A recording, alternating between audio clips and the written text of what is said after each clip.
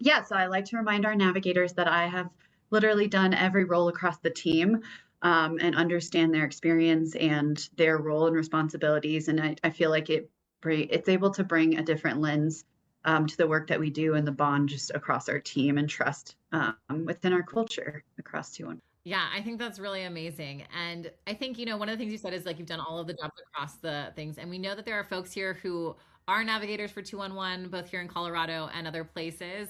Talk to me a little bit about that role specifically and what that looks like at Mile High United Way 211. Yeah, as a community resource navigator or just across like what 211's role in our community is. Let's do both actually, as a community resource navigator and then also in your community, in our community, that would be great. I think as a community resource navigator, you're an advocate, an active listener, somebody that is there to answer the call, no matter the need, no matter what the individual is going through on the other end of the line. We train our team and we hire the most compassionate humans. We have folks on our team here at 211 Colorado that have many years over me with my 7 years here. Got Willie that's been here 13 years and is one of the most caring, compassionate humans that I've ever met in my life. And it takes a certain type of person to answer calls and to be ready to hear a person's story, their family makeup, everything they've been going through, what the world has thrown at them, and sometimes just the challenges that they're facing. And then our goal is to really understand their situation and who they are and find the right resources in the community to meet their needs. I think when it comes to 211, the idea of 211 and I think what it has become really is brilliant. 211 foundationally, I like to say it really is just connection to people, resources, and supportive human services. It's a simple 3-digit number anyone can dial for human service connection when they don't know where to turn. And I always explain it when I'm really just talking about what 211 does as referring to like 911 or 411, right? 911, everybody in the nation knows is that immediate physical emergencies, 411 for information. 211 is frontline connection to teams and community resource navigators who try to learn about you, your situation, your needs, and connect you to the right life essential basic needs resources like we see so often housing, food, utility, rent payment assistance, especially in the Denver area, mental health supports. But then examples I also always like to give because I feel like this connection can hit home for so many people is like also support groups or sober living, substance use or alcoholism, like support services, employment, transportation. Everyone has an aging adult parent or someone they know that's older that maybe needs snow shoveling in winter or yard work done for them or food delivery services. Those are all the types of calls that we get every single day here in Colorado where folks are looking for those resources. Maybe they think they might exist or they have no idea. And we're able to really bridge that gap, offer them that information and get them set up for success. And so, yeah, I think that's my typical pitch for 211, Laura. No, that's great. And I think what's so interesting is, you said the word human like 8 times in there. And then you also said the very first thing you said was active listening. And it's interesting because I'm at a tech company and 211 is on the call. And so much of what you do is about human to human connection. So why is it that 211 invests in technology like MyFriendBen to also be a part of these calls? I think technology innovation is like how we continue to grow and improve, right? And better serve our communities no matter what. We are traditionally a phone center, right? Or a helpline where folks can pick up the phone and call, text, chat, receive that help in that way. But I think it's so much more than that as well. I think when it comes to technology, we have to continue to grow and utilize innovative technology to be able to improve our processes. And also, to your point, with MyFriendBen, collaborate and improve accessibility. And I think partnership collaboration really is the like fundamental heart and soul of being able to make 211 work, right? Every state has their resource database when it comes to 211 of agencies that we're consistently updating and trying to make sure that the services in communities, whether it's urban or rural, are up to date and doing outreach to find new services.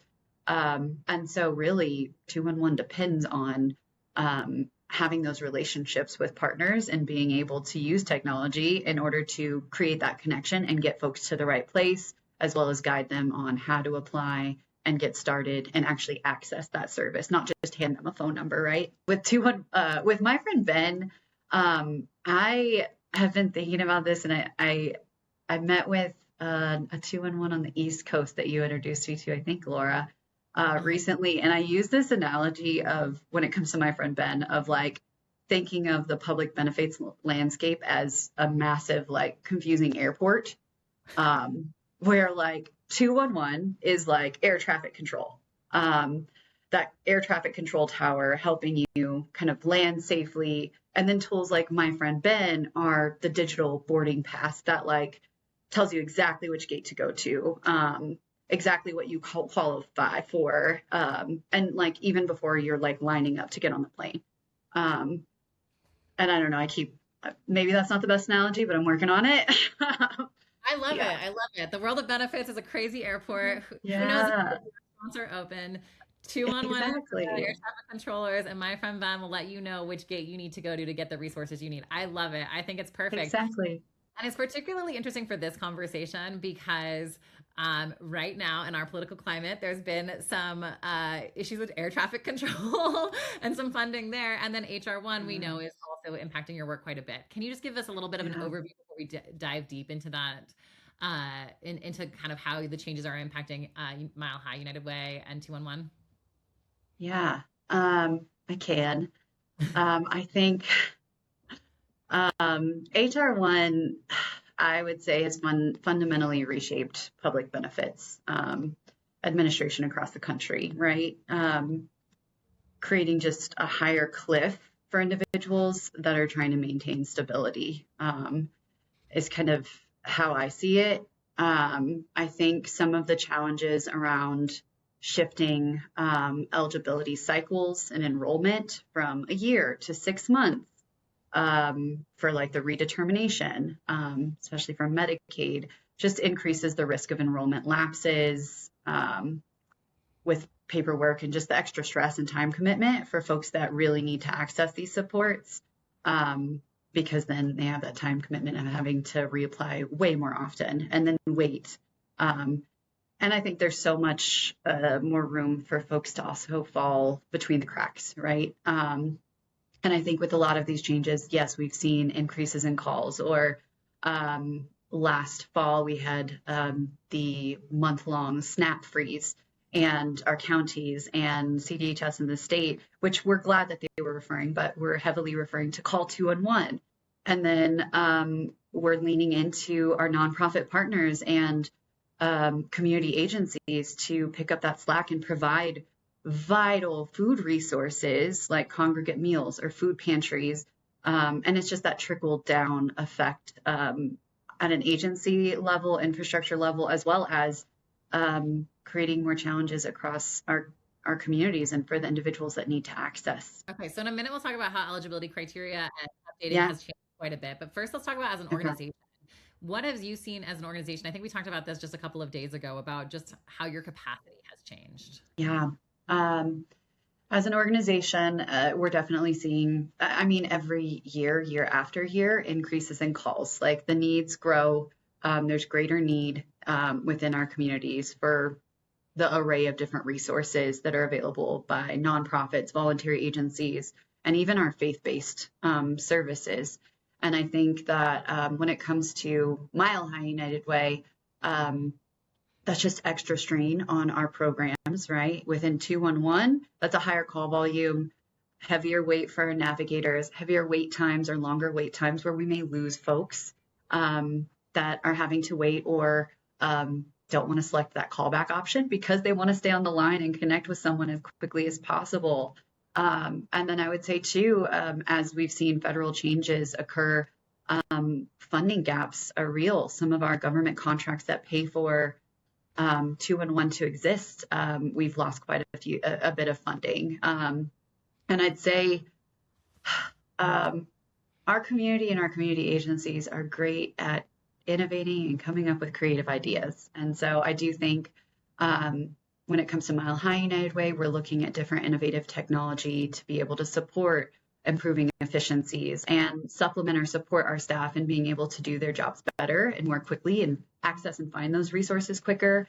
And I think trying to do our best to also set up the agencies we're referring to more and more for success, because that's the direction I see us headed, is having to lean more heavily into nonprofits, and we're going to need our services to continue to exist, especially now as things continue. All right. So someone is on, I think it's really important what you brought up here is that like we're seeing higher call volume. We're also seeing, and you have less funding. So you have less resources to support people. And how does that work when someone is on hold or someone doesn't necessarily get all of the help they need? Like what are the next steps for 211? How do you try to connect with those folks? Great question. So for 211, we've really moved away from this concept that it's a one and done conversation.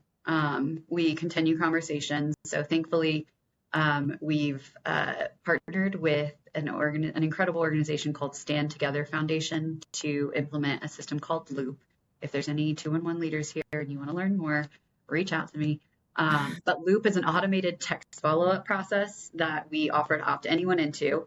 If they don't want to opt into text, we ask if they'd like a follow-up call from the same person that's helping them today. So if Laura, you called 211, I served you, I would ask if I could follow up with you in 3 to 4 weeks to see if you were able to get the help you needed, the resources did work. If they didn't, when I follow up with you, I'm going to continue to look for ongoing additional resources to provide or brainstorm with you. And so I think that kind of support almost to a like casework level is where we're headed, especially with some of the innovative technology that we're trying to look into and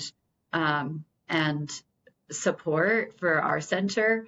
Really, the human connection and having those continued conversations, as well as providing in-person services through 211, where we can offer at partner locations regular 211 in-person services weekly or daily, and be able to sit down with somebody and actually have these conversations in person. But yeah, the conversation continues, and the goal is that nobody's just on a one-time call that then we give them a phone number and we say best of luck. We're doing our best to follow up and really close the loop and understand what's happening after they try and access those services. And if they didn't get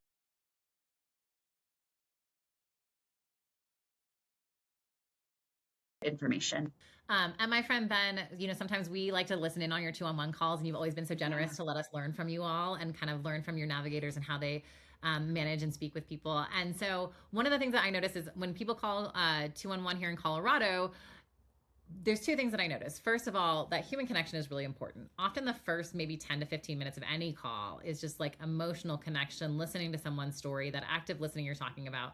And then I also noticed that at the end of every call, you give them MyFriendBen, and that a lot of our users come through you. Can you tell me a little bit about like what that push and pull is of like how do you spend enough time on relationships, and then how do you see MyFriendBen being used as one of those tools that it's helping folks? Great question, Laura. I think MyFriendBen's been a game changer for our 211 navigators and just our system as a whole within Colorado when it comes to accessing public benefits, knowing what's out there. And I think I will toot our own horn here in Colorado, being MyFriendBen's foundational partner within 211, because it can be so confusing. We refer to it as like a maze of resources and benefits that are available, but what are you eligible for? But how do you know? And then how do you apply? And then, I applied, and like, at this point, there's oftentimes very long wait times to hear if your application was approved, or if you're missing something that you should have turned in. And so I think for our team, especially again, back to years ago when I was a navigator, it helps to really clarify and feel like we're able to give folks information that's very clear in a tool that will help them navigate all of that much more fluidly and quickly. So we really started this partnership of building out a page that was on our website, 211colorado.org, where we get hundreds of thousands of visitors per year, to have just a button that they could click on the tool itself and access MyFriendBen. I think the button's still listed as public benefits. Yeah. And then we trained our navigators. For 211 folks that are listening in on this, everybody knows what the second ask is. Laura, it's really where at the end of a call, based on everything we've heard about the caller, we're offering additional resources that we think they might need and that would be really beneficial to their situation. Because to your initial question, we start the call with trying to build that connection, learn as much as we can about them and their situation and what their needs are. And I'll tell you, majority of the folks that call us are really in like fight or flight mode. They're not thinking ahead of what they need today. I need a shelter, or I need to be able to put food on the table for myself and kids for dinner for the next few days.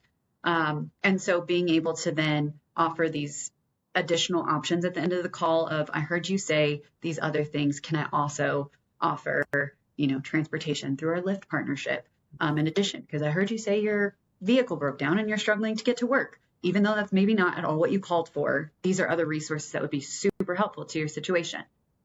So we trained our navigators to offer MyFriendBen as an additional resource on nearly every call.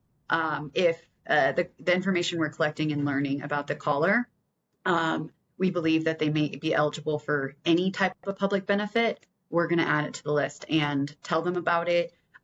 We'll send them in an email or text them the link to do the screener themselves. And we also offer to just walk them through it right then and there while they're on the call. I still jump in and answer calls when our volume is really high. And I've walked somebody through MyFriendBen myself, and it was very simple. In the results page, I was actually able to text to the person right at the end. So they had those results. But yeah, I think it's been just a game changer for us because, like I said, every benefit is different. The eligibility is different. If someone's eligible for one benefit, they may not be eligible for another. And so really being able to have that fail-safe of MyFriendBen allows our navigators to get the information for public benefits into folks' hands where they really have the tool to be able to access everything they need when it comes to benefits. Yeah, that makes sense. Let me ask you this. You just said that you sometimes take calls, and I don't know if you've taken any recently, but are you getting calls right now that feel like HR1 specific? Like they've heard something through the news? I would assume that in the fall, you also got calls about like the SNAP freeze. Yes. That might be also a situation where like, how do you keep up with that? And are you currently seeing that in your calls right now? Yes. I think it depends. It fluctuates. I would say we will get calls just for updates and really understanding, more educational around like what the changes mean, if someone still will qualify.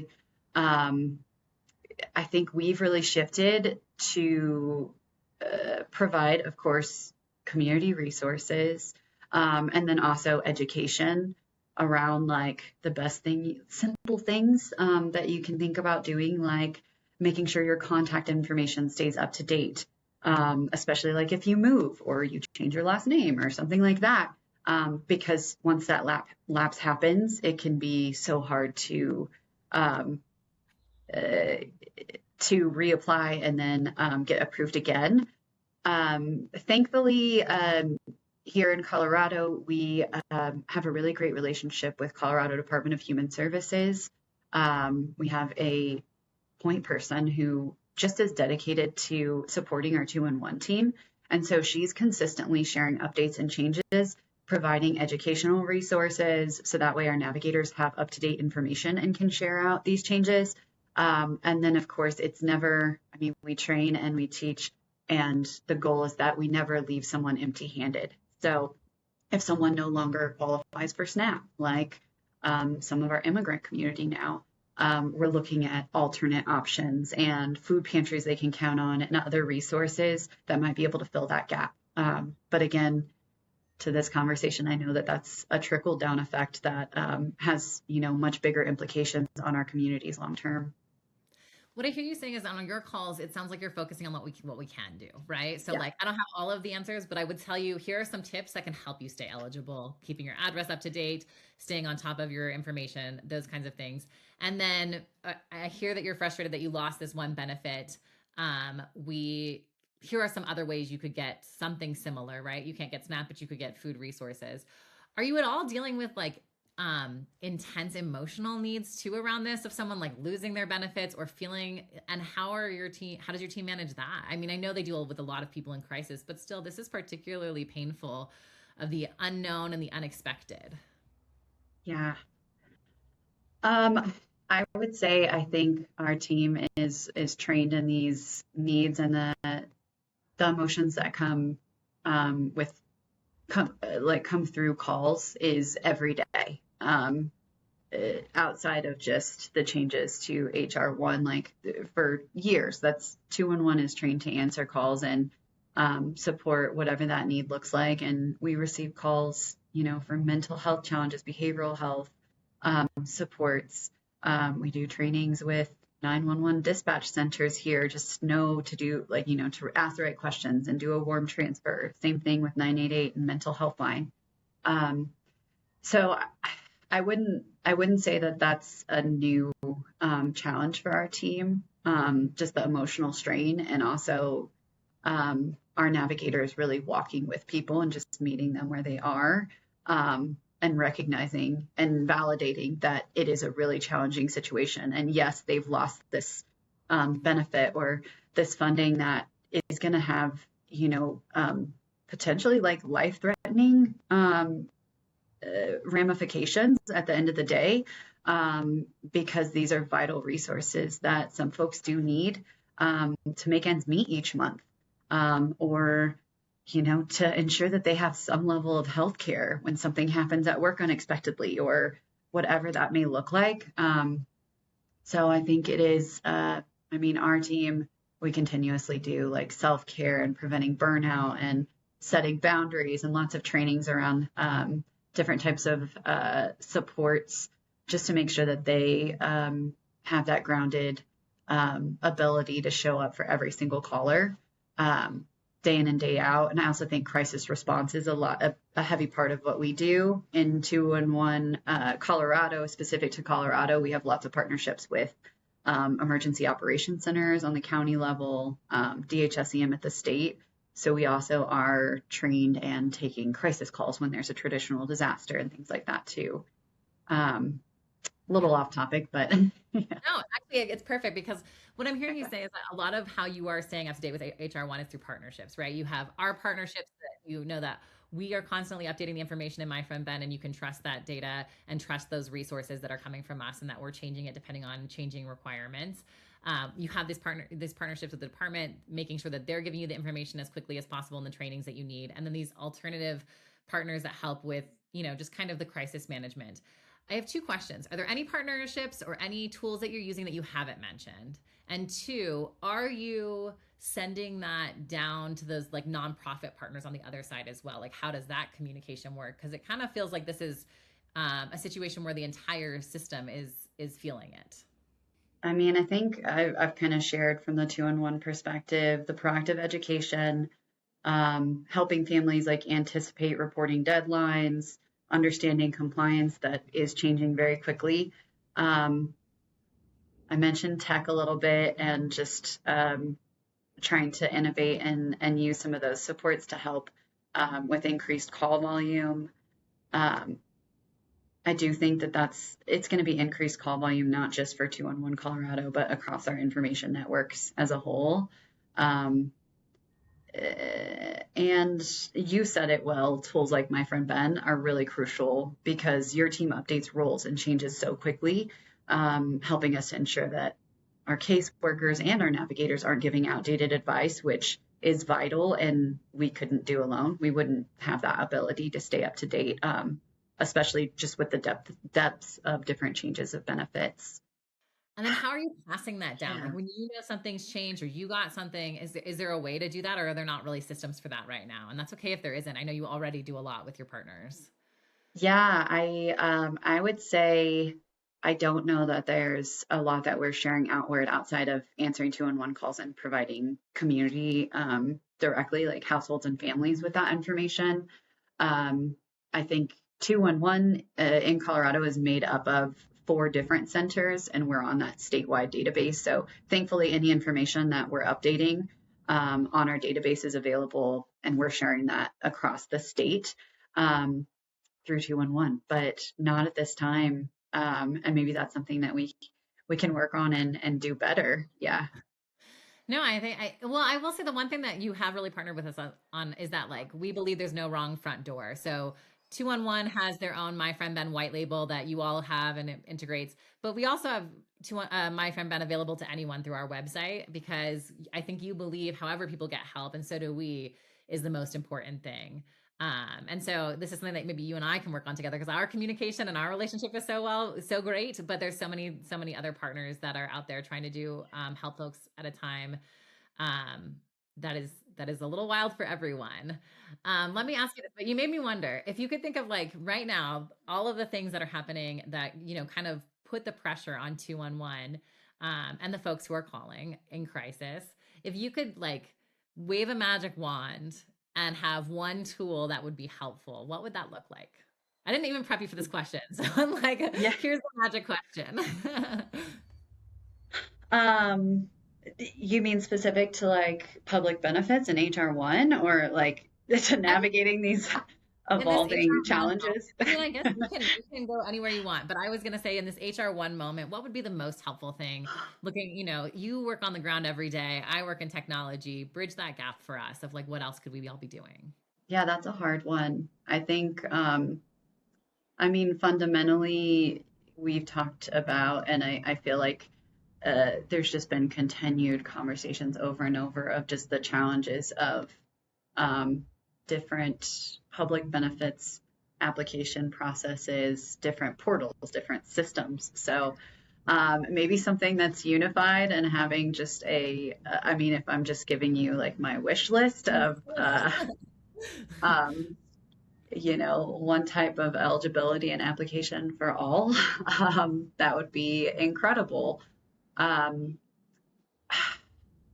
Yeah, I'm kind of at a loss for words. And I don't think you can ever lose hope for this kind of stuff, right? Like it's really like a lot of what MyFriendBen is doing and what you are doing is helping navigate a really difficult system. And I think that we all have to believe that there can be a magic wand day. I saw Pete Buttigieg at the Code for America conference, and he said, we may not like where we are right now, but we're here. So let's use it as an opportunity to see what we would reimagine.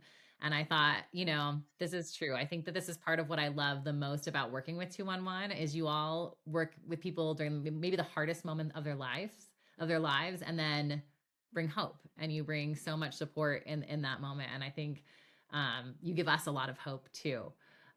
Graciela, we only got a few more minutes. I would love to give people some time to ask questions. So if you would kind of manage the chat and let me know if there are any really good questions. I know we've got a ton of 211 folks, and Kasey, they put just amazing things about the things that you're sharing, but also the things that they're doing in their community.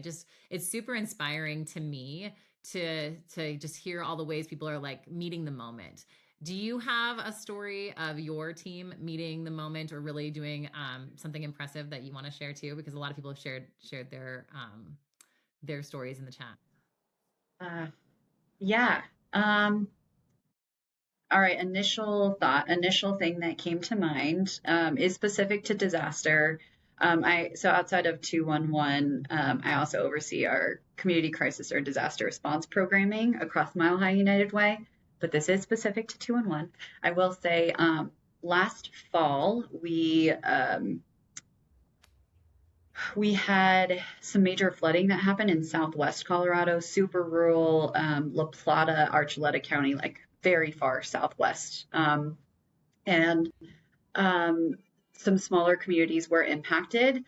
And we were asked to send some navigators down to actually go door to door alongside state and FEMA representatives to provide resources and just offer support and sit with people that maybe had like major damage to their homes or lost their homes. And we were able to actually set up this process. Now we have more of a structure for it to be able to quickly deploy 211 navigators in person to a disaster location in Colorado and provide in-person supports. And back to the start of this conversation, a lot of that is just active listening or just holding someone's hand as they kind of like just start to try and process or in shock of the loss that they've just had. And our 211 team, the folks that we sent down there, came back. I had them present to our greater 211 team, and all three of them, the stories that they told, all three of them were just flooded with tears, talking about the interactions they had with folks, the resources they were able to provide, and just how they were able to walk with them and guiding them. We did help set up a long-term recovery group for La Plata County and Archuleta in that area. So they have ongoing resource connection for folks that lost their homes and or had massive damage to their homes by that flooding. So that was a really unique response. And it was just like an ask of the state being like, I know we've never asked you to do this before, but would you be open to it? And we tried it. And now I think we have more of a formal plan to be able to do something like that in the future. So really shifting to meet the needs of the community in a completely different way. Yeah, that's really, really impressive. It's funny because like I was listening to you tell this story and I was like, okay, we all think that HR1 is so hard and so crazy. And then I hear this story and I'm like, well, of course 211 is prepared for the moment. You go through like hard and crazy is who you are. That's really amazing. Graciela, did you have a question or something you wanted to bring? Yeah, just shout out to Richard and Becca for sharing about how they are continuing to meet the moment in their organizations in different parts of the country. We got a good question here from Nathan asking, I would love to hear about how 211 can continue to spread the word about the work that they do. It is so amazing, but many people still don't know that 211 is a resource available to them. Yeah, that is so true. Nathan, I am still surprised at the amount of rooms I walk into where I'm presenting to the partners on 211. I always start with who here's heard of 211, referred someone to 211, or called 211 themselves, like just raise of hands. And the amount of times where I get no hands raised, it still shocks me.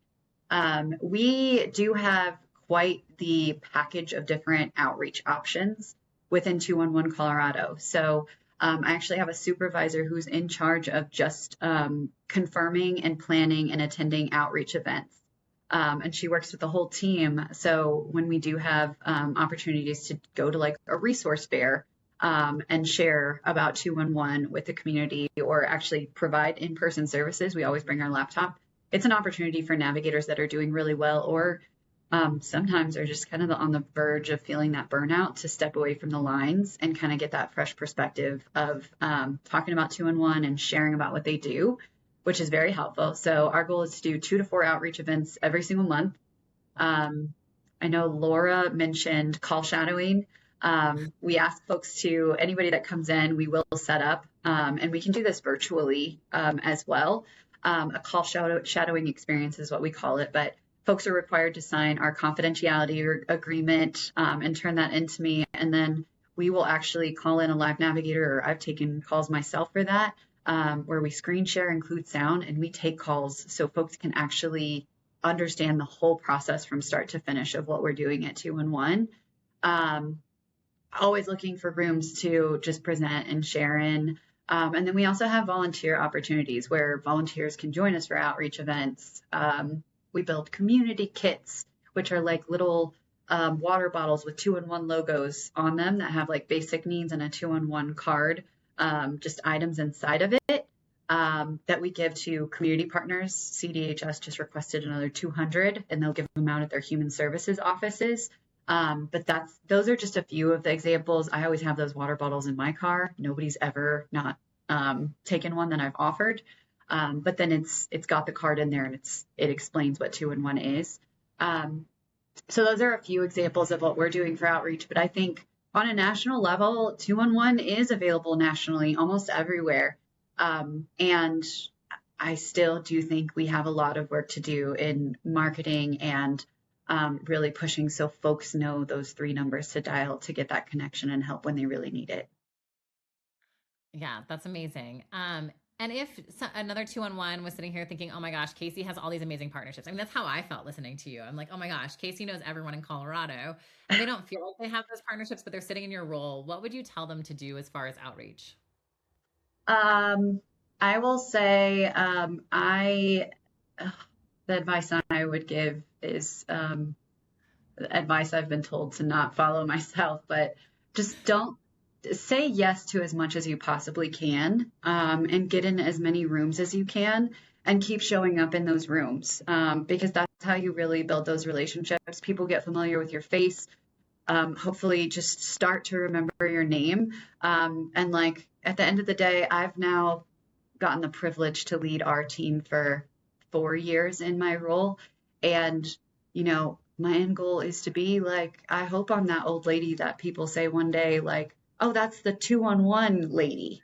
But I think that that's all you can do is like continue to always say yes and try and get in as many rooms as we can. And listen to your team. Our team has brought some of the most incredible outreach ideas. We hosted our second 211 in-person resource fair where we invited our agencies actually last month to United Way, and we hosted this huge fair, and it was a great turnout. But that was an idea from one of our navigators of like, what if we invite our agencies here and we invite our community here and we do what we do over the phone in person? And now we're hoping to do that every single year. But that would just be another thing is like navigators are answering calls every day. They are your ear to the ground. They oftentimes are sharing updates with me that then I can look into further or new partner agencies. And so really listening to what they have to say and giving them that space to share creative ideas has been essential for us. And then, yeah, just saying yes to as much as you are capable of. Okay. And then my last question, I think the most important thing with HR1 is how do we all keep up to date, right? How do we make sure our resources, I think at least at MyFriendBen, that's always our number one concern is we would never want to point someone in the wrong direction and help them and make them lose hope instead of getting hope. And it sounds like to me, your top tips are like 1, MyFriendBen, if you've got it. 2, get a relationship with the department. Is there anything else that you were like, this is really, is it news alerts? Anything else that you're really helping you keep up to date? Outside of what I just said, sometimes we're hearing it from our callers of that will be the first trigger for me to say like, okay, a caller just said that they have just got a call that they're no longer eligible for SNAP and their SNAP benefits are no longer going to be coming through after this month. We've got to look into that further. And then I can reach out to CDHS or someone. So listening to your callers and what your navigators are sharing and asking them for that information. And if something doesn't sound right, looking into it further has been helpful for us. And then honestly, I feel like I have a takeaway from here, which is when I get updated information from CDHS or some of our government partners, I'll pass that along to you as well. And if any of our community partners that are on this call would like updates like that, maybe I could start an email chain or something to also just mass blast some of these updates to keep sharing that info to partners and not just community that calls 211. All right, Kasey, we're going to take this as an action item. You and I will look at this and see if there's some way that we could be better updating, because I think we're spending a lot of time on it. And how do we get that information to as many folks as possible so that the folks who need help and who are calling you have all the best resources available? We'll try to figure that out. But thank you so much for your partnership today. Thank you for this conversation. Thank you to everybody who's been on the call. I have one last question, and I hope that you'll give some good advice. It's a stressful time right now. Lots of folks are calling. I know February was the biggest one, is often the biggest month for 211. How do you manage your own personal, emotional state and stress during this time?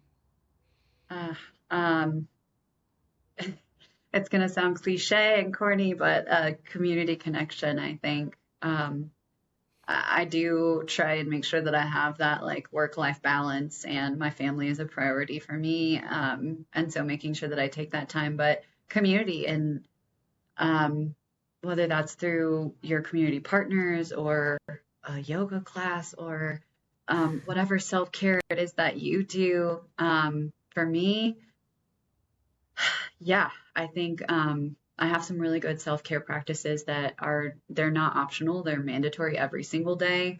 Um, Taking time and setting aside, even if I am worried about summer wildfire season and really stressed about the call that might come through, putting my phone down and making that time to separate myself, I think is very helpful. And then volunteering.